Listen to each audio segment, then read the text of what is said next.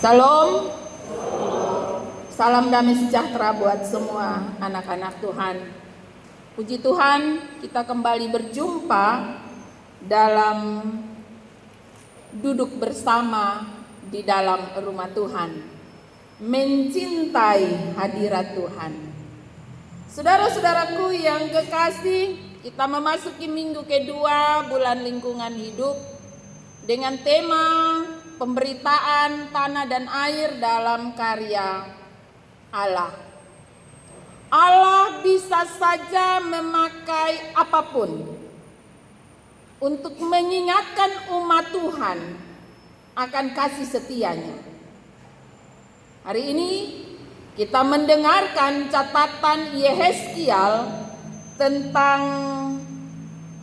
pewahyuan yang Tuhan berikan kepadanya melalui penampakan, penglihatan. Dalam penglihatan Nabi Yehezkiel, di situ ia memberikan sebuah gambaran. Dia mendapatkan gambaran bahwa yang ia lihat ada air yang keluar dari bawah ambang pintu bait suci menuju gerbang, dan air itu sampai di pintu gerbang dia membual seperti sungai, membual-bual, meluap seperti sungai. Kemudian tampaklah oleh Yehezkiel ada orang yang mulai mengukur kedalaman air itu. 1000 hasta pertama, sepanjang 1000 hasta pertama air itu ada pada pergelangan kaki. Pengukuran kedua 1000 hasta berikutnya air itu sudah sedalam lutut. 1000 hasta ketiga air itu sudah sampai ke pinggang. Dan 1000 hasta keempat air itu digambarkan sudah seperti sungai dan bisa menenggelamkan orang. Kemudian juga ia melihat bahwa di sepanjang tepi sungai itu ada begitu banyak tumbuh pohon yang berbuah lebat. Sungai itu bermuara di laut asin. Tetapi ketika air sungai sampai bertemu dengan air asin itu, air itu menjadi air, menjadi tawar, dan ikan-ikan berkembang dengan baik.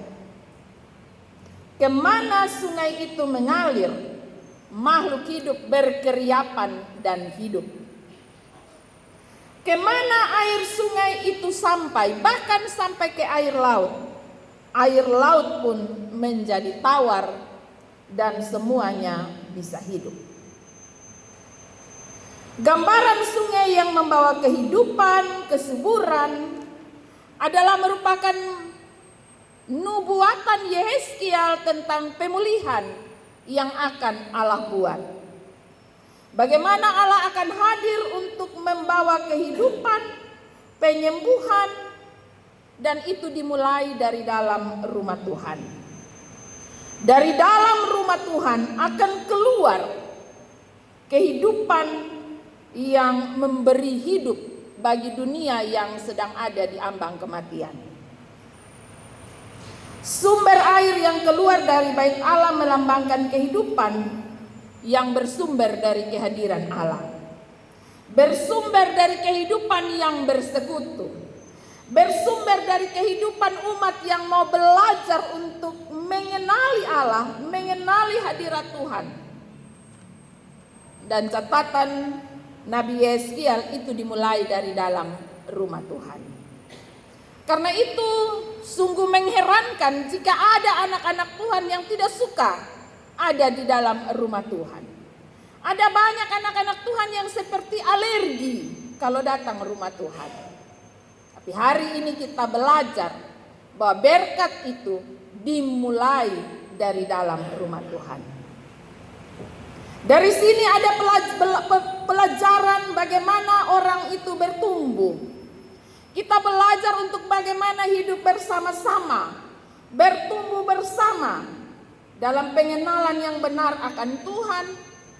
Umat Tuhan dipanggil untuk keluar dan menjadi berkat. Jadi air itu tidak hanya mengalir dan hanya ada di dalam rumah Tuhan atau di dalam bait Allah, tapi justru air itu dari dalam rumah Tuhan Dia mengalir keluar dan memberikan kehidupan bagi dunia di luar.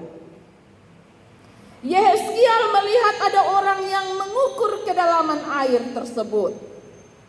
Ini menjadi gambaran akan pengalaman hidup bersama dengan Tuhan. Bagaimana umat Tuhan mau terus bertumbuh dalam pengenalan yang benar. Pengukuran itu terjadi sampai 4 kali, sampai saat di mana orang tidak lagi bisa berjalan di dalam air. Ada beberapa tafsiran tentang hal ini. Yang pertama, 1000 hasta pertama adalah gambaran Kristen mata kaki, ya. Air itu baru sampai di mata kaki. Bagaimana gaya orang yang kalau di dalam air yang hanya sampai semata kaki? Dia masih bisa bergerak, bahkan lari pun masih bisa. Jalan kiri kanan masih bisa. Ini memberikan gambaran bahwa orang ini, kehidupan umat Tuhan yang seperti ini adalah kehidupan yang seluruh tubuhnya masih kelihatan. Ia lebih banyak hidup dalam roh kedagingan. Betul, dia gereja. Tapi dia masih hidup bebas menuruti hawa nafsu. Bebas jalan keliling, mau pi mana saja pi, ya. Karena dia masih bebas bergerak. Orang yang masih hidup dalam keinginan dirinya sendiri. Gampang sedikit-sedikit tersinggung, sedikit-sedikit marah.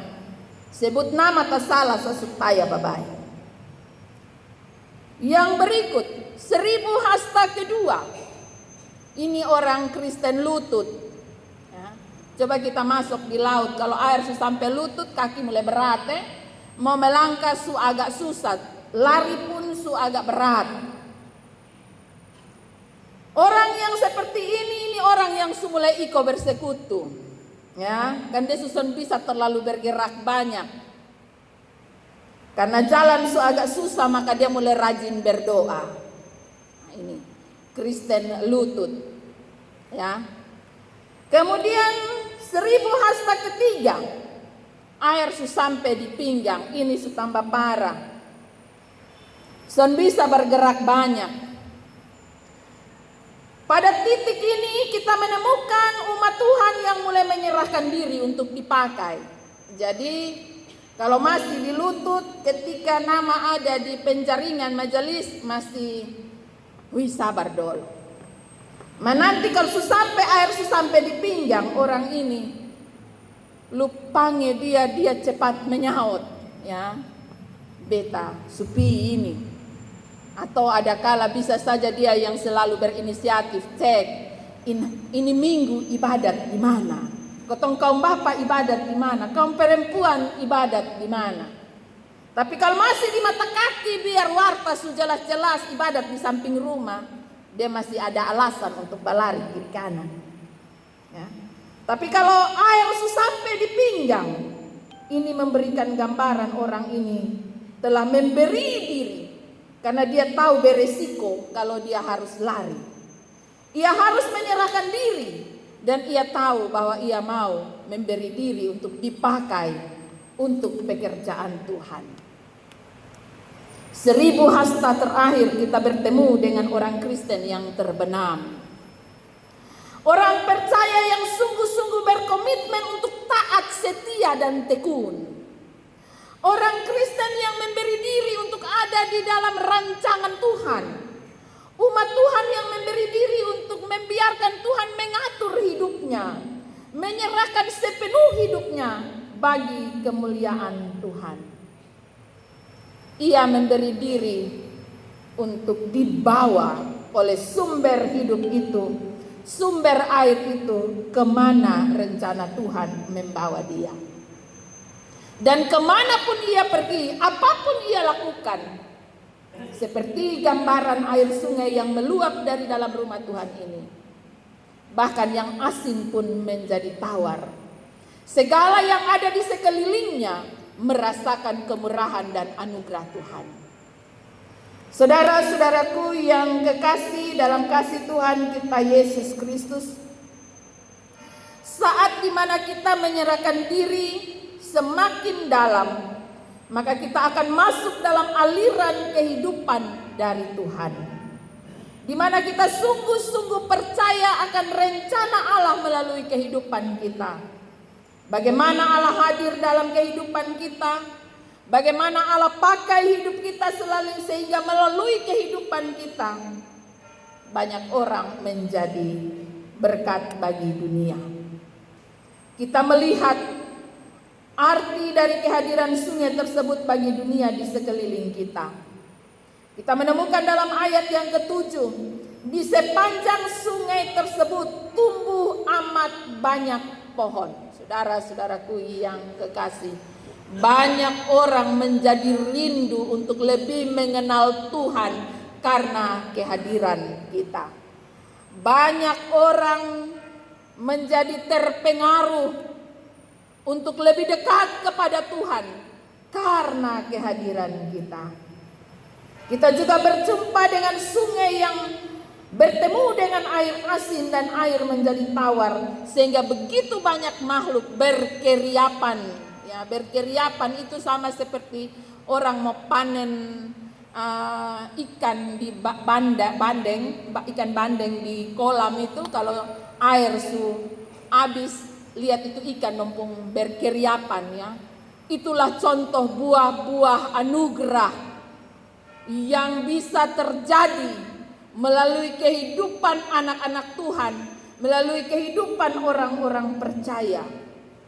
Ayat 11, ayat 12 kita menemukan bahwa bahkan semua pohon menghasilkan buah tanpa mengenal musim.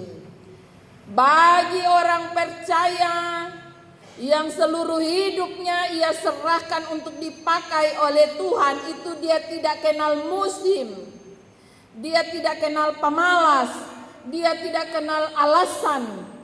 Hidupnya sungguh-sungguh ia mau pakai untuk kemuliaan Tuhan. Saudara-saudaraku yang kekasih dalam kasih Tuhan kita Yesus Kristus, kehidupan dan keterpanggilan kita sebagai orang percaya adalah bagaimana cara kita mengakui Tuhan di dalam hidup kita. Mestinya ia terus bertumbuh.